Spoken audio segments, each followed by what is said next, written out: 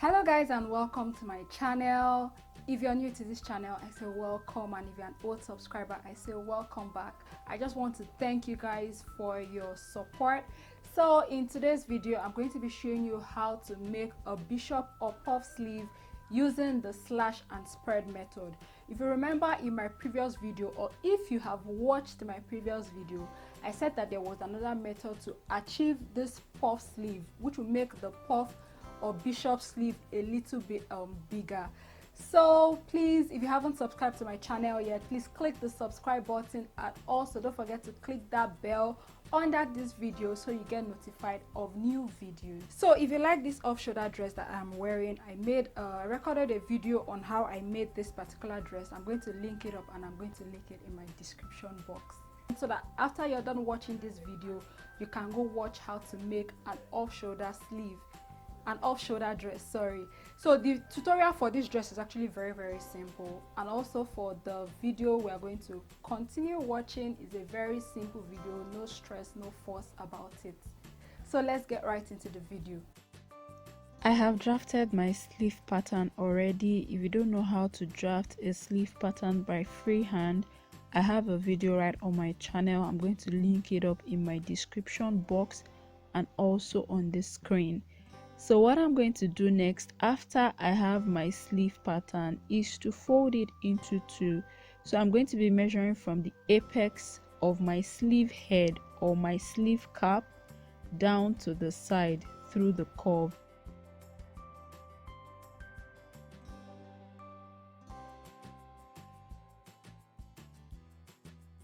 So whatever I get, I'm going to multiply it by 2. So I got about 9.2. So if I multiply 9.2, I'll be getting about 18.4.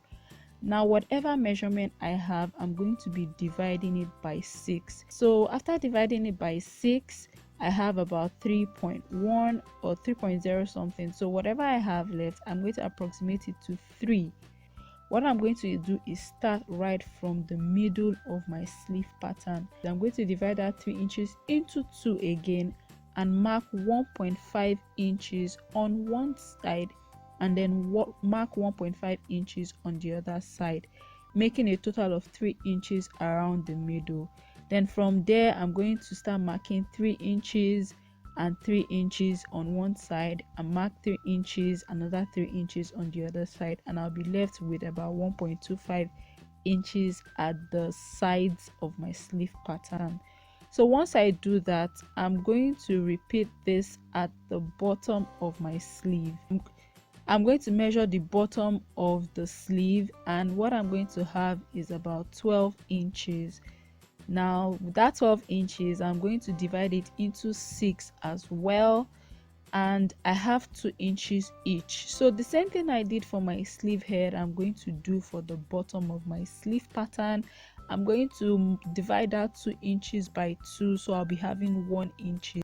So I'm going to mark 1 inches on one side and then mark 1 inches on the other side, making a total of 2 inches at the center of my sleeve pattern.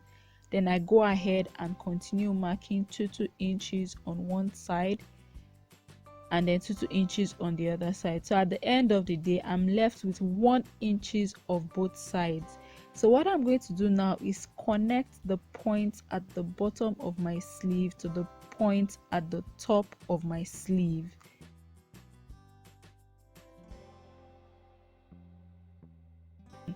So after I'm done with all the markings, I'm going to end up with 7 pieces after slashing.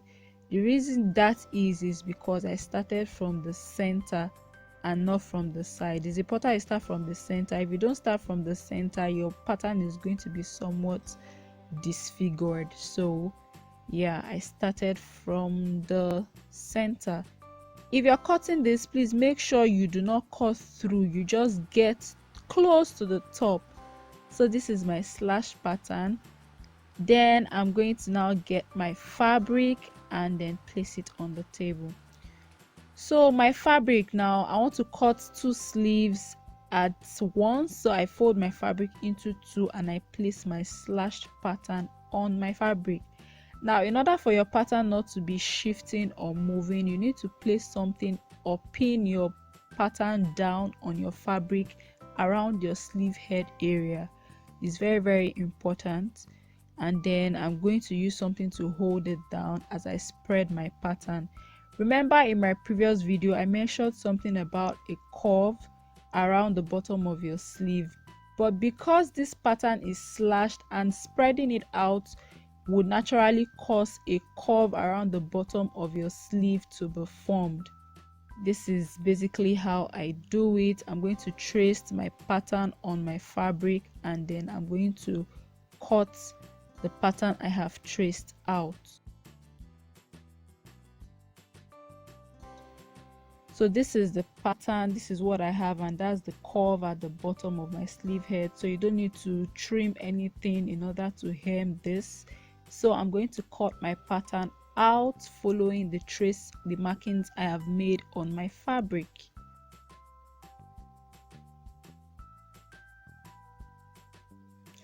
So once I'm done cutting, I have 2 sleeve patterns on fabric already. So the next thing I'm going to do after doing this is to join the sides of each sleeve. So I join the side of the sleeve with the allowance I gave, making sure that I backstitch at the beginning, run my stitch through, and also backstitch at the end. After this, what I'm going to do is hem the bottom of my sleeve. I make sure to hem in such a way that there's allowance for my elastic to pass through. That is very important. And as I'm hemming, I'm going to leave a space of 2 inches so that space will be where I'm going to be passing my elastic through the hemming space that I gave my fabric. So after hemming, here is the space in which I'm going to pass my elastic through. So what I'm going to do now is get my elastic. So I'm going to place it round my wrist, making sure I stretch it, because this is a very stretchy elastic, but I don't want it to be too tight, but I want it to be also fitted. So whatever I have inclusive of allowance, I'm going to cut it and then duplicate it, so I have 2 pieces of elastic for my 2 sleeves. So after this, now what I'm going to do is get a safety pin to pass it through that space. So I'm going to use my safety pin to hold my elastic, and I make sure to close it, because if you don't close it, it's going to make your work really awkward. So what I'm going to do now is begin to push my elastic through my fabric, but I make sure to pin the end of the other elastic so that as I push my elastic through this space I have created, it doesn't pull the entire elastic through it. That will make you start all over again. So once I get to the end, to the other end, I pull the elastic out with the safety pin, making sure that I hold the one with the office pin, and I remove both pins, and then I'm going to sew, or rather join the 2 ends of the elastic by the allowance I gave to this. So that's what I'm going to do now. While stitching, I make sure that I run my stitches back and forth. The reason that I'm doing this is such that this has much hold and it doesn't rip when I have enclosed the elastic in the fabric. So what I'm going to do is seal that space. So once I'm done with this, basically that is all of it. I'm just going to show you how puffy my sleeve really is. As you can see, I didn't want it to be tight at the base of the sleeve, so it's right how I want it to be, very puffy and very nice. So the next thing I'm going to do now, or the next thing anyone should do, is attach your sleeve to your armhole area, and that is it. So this is the final look of the dress. Thank you for watching, and I'm going to see you guys in my next video. Bye bye.